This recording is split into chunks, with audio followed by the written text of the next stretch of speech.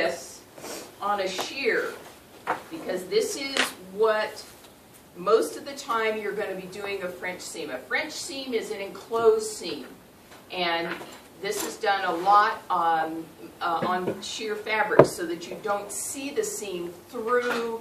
Like if you sewed a 5/8 seam and pressed it open, you would see it through. It wouldn't look as nice. So what you do with the French seam is you sew your traditional sew wrong sides together, okay, just like we did with the flat felled. But this time I'm only going to sew 3/8.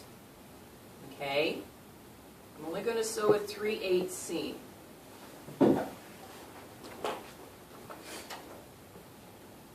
Those of you reading the page, that's what it says, right? Right. Okay. Let me just kind of take a side step. They're telling you to sew 3/8, and you're going to trim it down, and we're going to fold it over, cover the fabric back over it, and the stitch. I've always wondered why. Well, I could see making it a very small seam, but if you're not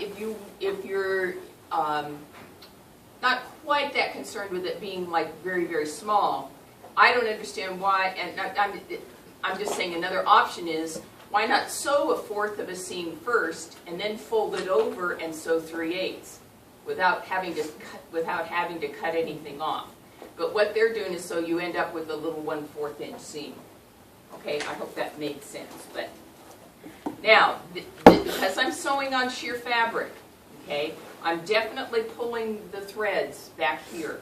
Another thing, if you're sewing on something very lightweight and it keeps going down in the machine, what you need to do is flip out your plate. On most machines they have this plate is set with a bigger hole so that it works with a zigzag, but you also have a single hole plate where you only sew straight stitch, and that keeps, so the hole's so little, then your fabric doesn't get pushed down in, okay?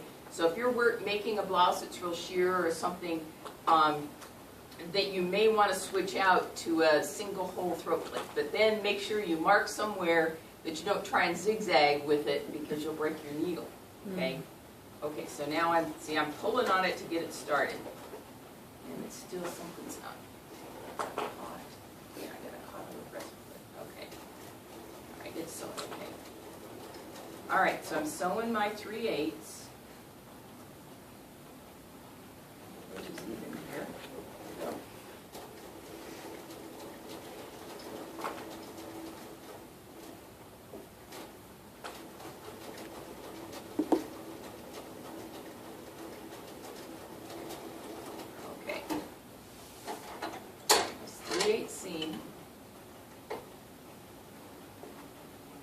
Remember, I've got wrong sides together, okay?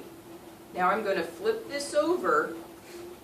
Whoops, first I have to trim this. Sorry, I forgot.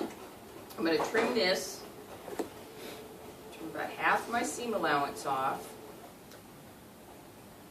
Okay. Then I'm going to press this flat, and then I'm going to grab and fold it right on that stitching. Okay, let me go press it so you can see first.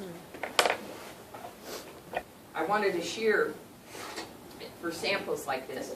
Okay, so here's your seam that I just sewed. Okay, and now I pressed it flat.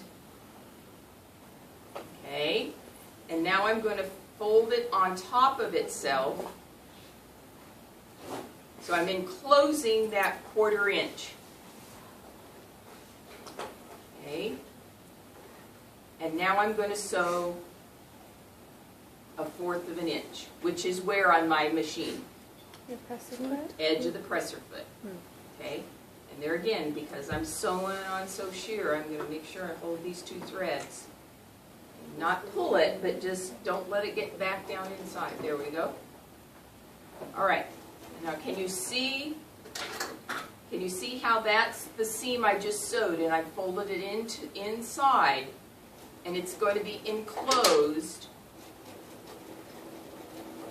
in the seam. So this makes this, now you could even make this littler if you wanted. If you want to sew your 3/8 and then trim it to 1/8 of an inch, and then So a 1/2 inch if you want. Trim it down to 1/8 and then fold it over and sew another 1/8.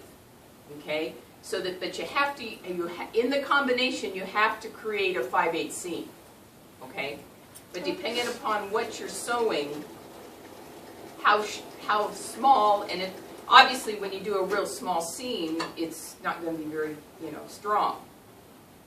Okay, so here is your seam completely enclosed. Okay, so on the right side, you still have a seam, but it's not your regular 5/8 seam that's real noticeable. Okay? Okay, so that's a French seam. Okay, intersecting